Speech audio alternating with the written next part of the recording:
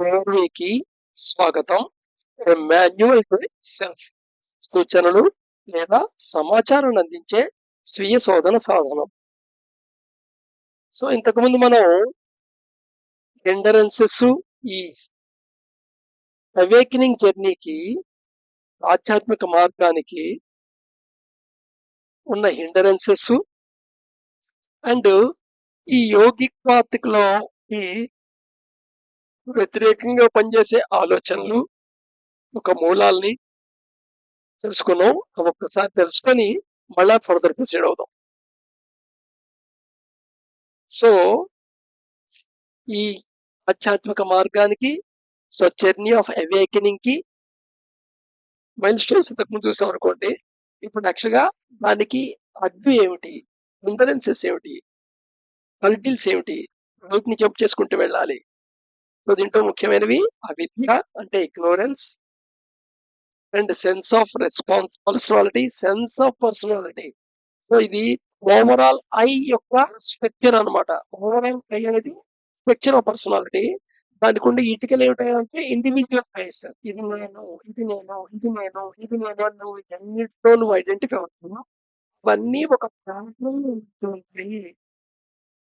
వాటి ద్వారానే ఒక బిలీఫ్ సిస్టమ్ ఫామ్ అవుతుంది అని ఇంతకుముందు తెలుసుకున్నాం. సో ఆ సెన్స్ ఆఫ్ పర్సనాలిటీ ఎంత స్ట్రాంగ్ గా అవుతుంది. దాన్ని సింపుల్ గా ఎగో అనే పదంతో చెప్తున్నాం. Of course it's not correct. Ego అనేది దాని యొక్క ఒక పార్శ్వం, ఒక డైమెన్షన్, ఒక యాంగిల్ లో దాని సెన్స్ ఆఫ్ పర్సనాలిటీ చూసినప్పుడు ఎగో అనే పదం అవుతుంటాం. So next desire, hate, sense of attachment, bondage అనమాట. సో దీంట్లో ఎక్కడెక్కడ ఉంది, సో ఎక్కడెక్కడ నీకు మైండ్ సఫరింగ్ అయితే, ఫిజికల్ సఫరింగ్ లేదు, ఫిజికల్ గా నువ్వేం సఫరింగ్ కాలేదు, కానీ మైండ్ లో సఫరింగ్ జస్ట్ జనరేట్ అయిందంటే అర్థం దాని బిహైండ్ ఖచ్చితంగా నీకు సెన్స్ ఆఫ్ పర్సనాలిటీ ఫ్యాక్టర్ ఏదో ఉంటుంది అనమాట. నువ్వు ఉండకూడదు అని మాట్లాడట్లే ఇక్కడ, బట్ అది నువ్వు అవేర్నెస్ లోకి ఉంటుందా లేదా అనేది ఇంపార్టెంట్. అవేర్నెస్ లో ఉండటం, అడ్డు అనగానే అడ్డు తొలగించుకోవాలి, దాన్ని ఫైట్ చేయాలి, లేదా దాన్ని మేనేజ్ చేయాలి, లేదా దాన్ని జస్టిఫై చేసుకోవాలి. నువ్వు మేనేజ్ చేసినా విప్లవం ఉండిపోతుంది, నువ్వు ఫైట్ చేస్తే ఇంకా స్ట్రాంగ్ అయిపోతుంది, నువ్వు జస్టిఫై చేసావంటే ఆల్మోస్ట్ ఆల్ దాని కంట్రోల్లో నువ్వు వెళ్ళిపోతావు. సో అలాగే డిజైర్, డిజైర్ కంపల్సివా కాన్షియసా? కాన్షియస్ గా వస్తున్న డిజైర్, కంపల్సివ్నెస్ నుంచి వస్తున్న డిజైర్. అది అవేర్నెస్ లో ఉంటుంది ఫస్ట్. What is that? ఏ థాట్ డిజైర్ నీకు ఎప్పుడు తెలుస్తుంది? థాట్ రూపంగా అయిన తర్వాత తెలుస్తుంది. థాట్ ఫామ్ అవుతుంటేనే దాన్ని రికగ్నైజ్ చేయగలిగితే సూపర్ అనమాట. అందుకని నీ యొక్క ప్రధాన పర్పస్ ఏదైతే ఉందో లిబరేషన్ కి, ఇది ఏమైనా ఉపయోగపడుతుందా లేదా నువ్వు సెల్ఫ్ కి దగ్గరికి తీసుకెళ్తుందా ఈ ఆలోచన, నీ సెల్ఫ్ కి దూరంగా తీసుకెళ్తుంది నీ రియల్ సెల్ఫ్ కి అనేది అవేర్నెస్ లో ఉండటం. అలాగే హేట్, హేట్ అనేది మానసిక స్థితి. ప్రవర్తనలో కనపడచ్చు, కనపడకపోవచ్చు. లోపల హేట్ విత్తనాలు ఉండొచ్చు, బయటకి ప్రిటెన్షన్ చక్కగా చేయొచ్చు. లోపల హేట్ ఉంటే అది ప్రవర్తనలో కూడా చూపించవచ్చు. ప్రవర్తన చూసి వీడు శత్రువు, ప్రవర్తన చూసి వీడు నాకు మిత్రుడు అనుకుంటే పొరపాటు. వాడు శత్రువులాగా నీకు అనిపించవచ్చు, వాడు యాక్షన్ బట్టి కళ్ళ హేట్ ఉండకపోవచ్చు. మిత్రులాగా అనిపించవచ్చు నీకు న్యాయంగా, కానీ లోపల హేట్ ఉండొచ్చు. సో ఇదంతా చాలా ఇంపార్టెంట్. నీలో ఏముంది అనేది వెతుకోవడం ఇంపార్టెంట్, చుట్టుపక్కల వాళ్ళ గురించి కాదు. అలాగే సెన్స్ ఆఫ్ అటాచ్మెంట్, ఏది నువ్వు కోల్పోతున్నావు అని బాధపడినా, లేదా ఏది మిస్ అవుతున్నావు అని ఫీల్ అయినా, లేదా ఏదైనా నువ్వు అనుకునే నీది అనుకునేది పాడైనప్పుడు, లేదా పాడవడే డైరెక్షన్ లో ఉన్నప్పుడు నీకు బాధ కలిగితే అది ఇండికేషన్ ఏంటంటే సెన్స్ ఆఫ్ అటాచ్మెంట్ తెలుస్తుంది. దానివల్ల అవేర్నెస్ లో ఉండాలి ఇవన్నీ. అలాగే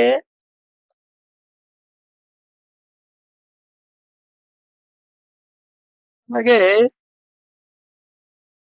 నీ యోగి మార్గానికి కాంట్రవర్షియల్ ఉండే థాట్స్ యొక్క విత్తనాలు ఏమి ఉన్నాయి? 5 రకాల ప్రధాన విత్తనాలు. హార్మ్ఫుల్నెస్ థాట్స్, నీ ఆలోచన వెనకాల హార్మ్ఫుల్నెస్ ఉందా? ఇది నువ్వు అవేర్నెస్ లో ఉంటే చాలు, హార్మ్ఫుల్నెస్ ఆటోమేటిక్ గా డ్రాప్ అవుతుంది. అవేర్నెస్ లో లేకపోతే అది కంపల్సివ్ థాట్ రాగానే దాన్ని యాజ్ ఇట్ ఈజ్ గా you have to observe it, అంటే ఒక విట్నెస్ లాగా దాన్ని అబ్జర్వ్ చేయాలి. That's all. ఆటోమేటిక్ గా డ్రాప్ అవుతుంది. అదర్వైజ్ దాన్ని జస్టిఫై చేసినా, దాంతో ఫైట్ చేసినా నీకు నష్టమే.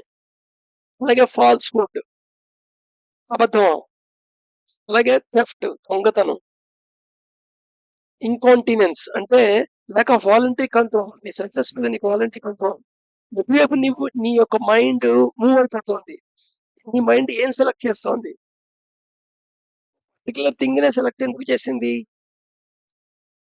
పోస్టర్ లో అన్ని బొమ్మలు ఉండగా పర్టికులర్ పోస్టర్ నేను ఎందుకు అట్రాక్ట్ చేసావు? అలాగే రోడ్డు మీద నడుచుకుంటే ఇంతమంది మనుషులు ఎదుర్కొన్నావు, వాళ్ళని ఎందుకు చూసావు? వాళ్ళు ఒక ఏదో స్పెషల్ గా ఉన్నారు కాబట్టి అనుకోకు. మీ లోపల సెలెక్షన్ జరిగిందంటే మీ లోపల వాలంటీ కంట్రోల్ ఉందా లేదా అనమాట. సో ఇది అగైన్ సేమ్ థింగ్, ఫైటింగ్ వద్దు, మేనేజ్మెంట్ జస్టిఫికేషన్ వద్దు, జస్ట్ సుఖం నవ్వుకో అంతే. అవేర్నెస్ లో ఉండు. అలాగే అవరైజ్ అంటే దురాశ, గ్రీడ్, ఎక్స్ట్రీమ్ గ్రీడ్, వెల్త్ గురించి, మెటీరియల్ గెయిన్ గురించి. సో ఇలాగా ఇన్ఫ్లుయెన్సెస్, కాంట్రరీ థాట్స్ లాగా ఇంకో చాలా ఇంపార్టెంట్ ఉంది. దాన్ని అబ్స్టకిల్స్ అన్నమాట. Obstacles for soul cognition. Obstacles to soul cognition. దీన్ని కూడా హ్యాండిల్ చేయాలి. సోల్ కాగ్నిషన్ అంటే నువ్వు ఏదైతే రియల్ సెల్ఫ్ అంటున్నానో అది నాకు తెలియట్లేదే. ఇంతకుముందు స్టేజెస్ గురించి తెలుసుకున్నాం. స్పిరిచువల్ అవేకనింగ్ జర్నీలో ముందు జగత్ కింద చూస్తాం, తర్వాత ప్రపంచ కింద చూస్తాం, ప్లే ఆఫ్ 5 ఎలిమెంట్స్ కింద, తర్వాత కింద చూస్తాం, తర్వాత చిదాభాష అనుకుంటాం, చిన్మయ అవుతాం, చిన్మాత్ర. సో ఈ డిఫరెంట్ పర్సెప్షన్ స్టేజెస్ ఉన్నాయి. ఈ సోల్ కోఆపరేషన్ అన్నమాట. ఈ సోల్ కోఆపరేషన్ కి అట్లేమిటి, అవరోధాలు ఏమిటి? Bodily disability. సో నీకు సపోజ్ శరీరంలో ఏ చిన్న తేడా ఉన్నా నీ entire energies, complete focus, mind focus అంతా దాని మీద ఉంటుంది. సపోజ్ నీకు నీ వేలు చాలా సివియర్ గా బాధపడుతుంది అనుకోండి, దేవుడు కనబడి నీకేం కావాలంటే ముందు నా పుట్ట వేలు బాగు అంటారు, మర్చిపోయి. బాడీలీ డిజబిలిటీ అలాంటిది. ఆల్మోస్ట్ ఆల్ మొత్తం నీ ఎంటైర్ ఎనర్జీ అంతా అక్కడ కేంద్రీకరించబడుతుంది. ఎందుకంటే నువ్వు నువ్వు ఎన్నిసార్లు నేను బాడీని కాదు మనసుని కాదు అనుకున్నా, నువ్వు బాడీవే అని లోపల ఇనర్షియా రన్ అవుతుంది. జగత్ ప్లే ఆఫ్ ఎలిమెంట్స్ అనే స్టేజ్ కూడా లేదు. మెంటల్ ఇనర్షియా, దీని ఫాలోడ్ అయ్యి మెంటల్ బాడీ డిజబిలిటీ ఫాలో అవుతుంది, మెంటల్ ఇనర్షియా ఉంటుంది.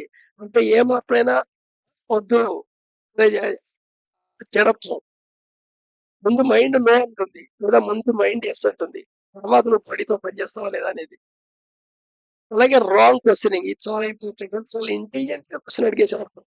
చాలా క్వశ్చన్లు రైజ్ అవుతుంటాయి, ఎస్పెషల్లీ స్పిరిచువల్ నాలెడ్జ్, జ్ఞాన యోగం చేస్తున్నప్పుడు చాలా రైజ్ అవుతుంటాయి.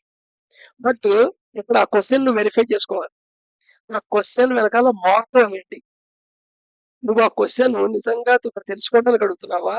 నీ లోపల ఆల్రెడీ ఒక అభిప్రాయం ఏర్పడి కన్సల్టేషన్ అడుగుతున్నావా? లేదా ఎదుర్కొన్న వాడిని టెస్ట్ చేద్దామని అడుగుతున్నావా? లేదా ఆ క్వశ్చన్ అడగడంతో ప్రకారం ఒక గొప్ప క్వశ్చన్ అడిగాను ఒక క్రెడిట్ కోసం చేస్తున్నావా? సో ఆ క్వశ్చన్ నీకు ఎన్నిసార్లు నీకు మళ్ళీ మళ్ళీ జ్ఞాపకం వస్తుంది అనే దాని మీద దాని ఇంటెన్సిటీ ఆధారపడుతుంది అనమాట. అంటే క్వశ్చన్ ఆన్సర్ తెలుసుకోవడం లేదా అనేది. నెక్స్ట్ ఆ క్వశ్చన్ తో ఎంత కాలం నువ్వు గడపగలిగావు?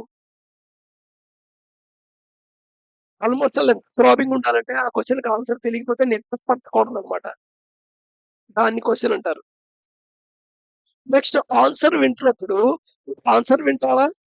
నీ ఆన్సర్ వింటూ నీ మైండ్ లో ఆలోచనలు కూడా చూస్తుంటావా? నీ మైండ్ లో ఉండే ఆలోచనలు వాడు ఆన్సర్ లో కలిపేసి నువ్వు అర్థం చేసుకుంటున్నావా? సో ముందు ఆన్సర్ రిసీవింగ్ స్టేజ్ కి నువ్వు తయారైన తర్వాత క్వశ్చన్ అడగడం కరెక్ట్.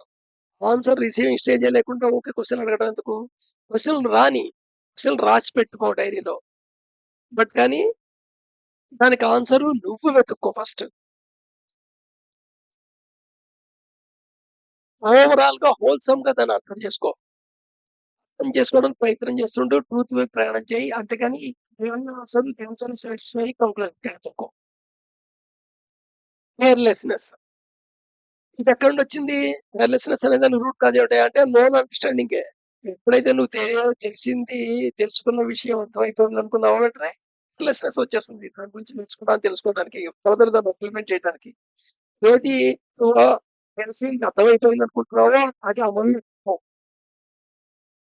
అదే గుర్తు. Next laziness. ఇదో రకంగా చెప్పాలంటే it's a product of body disability and mental illusion రెండిటి కలిపిన ప్రొడక్ట్ ఇది. అంటే ఏదో అర్థమైనట్టుగా ఉంది. మోటివేట్ అయ్యావు. తర్వాత చేద్దాంలే అని పోస్ట్‌పోన్ చేస్తున్నావు. దీంట్లోకే కొంచెం లో లెవెల్‌లో ప్రోక్రాస్టినేషన్. అంటే అర్థమైంది. ఆ పని ఇంపార్టెన్స్ కూడా తెలిసింది. కానీ ఆ పని కాకుండా ఇంకో పనేదో చేస్తున్నావు నువ్వు. Lack of dispassion. Lack of passion. సామాన్యంగా మనకి ప్యాషనేట్ దేని మీద ప్యాషనేట్ అవుతుంటావు నువ్వు? ఈ వరల్డ్ జగత్తులో ఉండే విషయాల మీద ఏవైతే ఉన్నాయో, ఏవైతే ఇమ్మోర్టల్ ఉన్నాయో, ఏవైతే form and utility and name ఉన్నాయో, ఏవైతే టెంపరరీగా కొంతకాలం ఉంటాయి తర్వాత ఉండవో, వాటి మీద ప్యాషనేట్‌గా ఉన్నావు. సో, దేర్‌ఫోర్ అవి పొందటానికి దంపతులు కొంత సఫరింగు. పొందిన తర్వాత నిలుపుకోవడానికి ఒక సఫరింగు. బట్ నువ్వు ఈ నిలుపుకోవడానికి ఎంత ప్రయత్నం చేసినా చేంజ్ అనేది ఈ జగత్తులో inevitable. There will be day you lose it. So, వెంటనే అప్పుడు సఫరింగు. సో, ఇదంతా నీకు అవేర్‌నెస్‌లో ఉండి దాన్ని పొజిషన్‌గా పెట్టుకో. ఇదంతా అవేర్‌నెస్‌లో లేకుండా ప్రతీదీ శాశ్వతం అనుకుంటూ వెళ్ళకు. ఇది మాట ల్యాక్ ఆఫ్ డిస్పాషన్. డిస్పాషన్ ఉండాలి లోపల. Erroneous perception. ఎరోనియస్ పర్సెప్షన్ అంటే ఆల్రెడీ నువ్వు లోపల ఫిక్స్‌డ్‌గా ఒక ఫ్రేమ్ పెట్టేసుకొని, ఆ ఫ్రేమ్‌లో నువ్వు అర్థం చేసుకోవడానికి ప్రయత్నం చేస్తూ ఉంటావు. దాంట్లో నుంచి బయటికి రావు. సో, ఎరోనియస్ పర్సెప్షన్ అనేది ఒక రకంగా సెన్స్ ఆఫ్ పర్సనాలిటీని సాటిస్ఫై అవుతున్నంత సేపు అలాగే పర్సీవ్ చేయడానికి ట్రై చేస్తుంటావు. సెన్స్ ఆఫ్ పర్సనాలిటీ క్రంబుల్ అవుతుంది ఆ స్ట్రక్చర్ అనంగానే పర్సెప్షన్ ఆపేసుకుంటావు.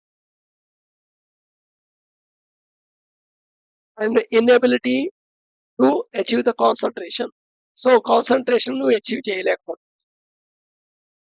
ఎందుకంటే నువ్వు కాన్సంట్రేషన్ అచీవ్ చేయడానికి ఏ మైండ్‌లో సెక్షన్‌ని ఏ దాన్ని వాడాలో అది వాడట్లేదు. వేరే దాన్ని ఏదైతే డ్రిఫ్టింగ్ అయ్యే నేచర్ ఉందో, ఏదైతే కాన్స్టెంట్‌గా యాక్టివిటీ చేస్తుంటుందో దాన్ని కాన్సంట్రేషన్ ఉండమని అడుగుతున్నావు. ఇది ఆల్‌మోస్ట్ ఎలాంటిదంటే ప్రయత్నం చేయడం లాంటిది. లేదా కాలుతో అన్నం తినడానికి ప్రయత్నం చేయడం లాంటిది. సో, రేపు మళ్ళీ కంటిన్యూ అవుదాం. So, what are the obstacles? What are the hurdles? What are the so, hurdles ఏమో అవేకెనింగ్‌కి హర్డిల్స్. ఈ యోగిక్ క్లౌడ్ ప్రాక్టీసెస్‌కి అడ్డుపడే ఆ యోగా మార్గానికి కాంట్రోవర్సీ‌గా నిన్ను తీసుకెళ్ళిపోయాయి అంటే అవి థాట్స్. Controversy thoughts. ఈ హర్డిల్స్‌ని, థాట్స్‌ని హ్యాండిల్ చేయడానికేమో యమ, నియమ వాడతాం. ఈ అబ్స్టాకిల్స్ టు స్ట్రెంగ్త్ కాగ్నిషన్ నుండి హ్యాండిల్ చేయడానికేమో నువ్వు ఆసన, ప్రాణాయామ వాడతాం. అందుకని ఫస్ట్ హాఫ్‌లో అష్టాంగ మార్గంలో పతంజలి యోగ సూత్రంలో యమ, నియమ, ఆసన, ప్రాణాయామ అనేవి చాలా ఇంపార్టెంట్. వీటిని మాస్టరీ చేయకుండా నువ్వు డైరెక్ట్‌గా డిటాచ్‌మెంట్, ప్రత్యాహార, ధారణ, ధ్యాన, సమాధి, ముందుకు వెళ్ళటం అనేది చెత్త నాటకం ఆడటం లేదా నిన్ను నువ్వు మోసం చేసుకోవటం.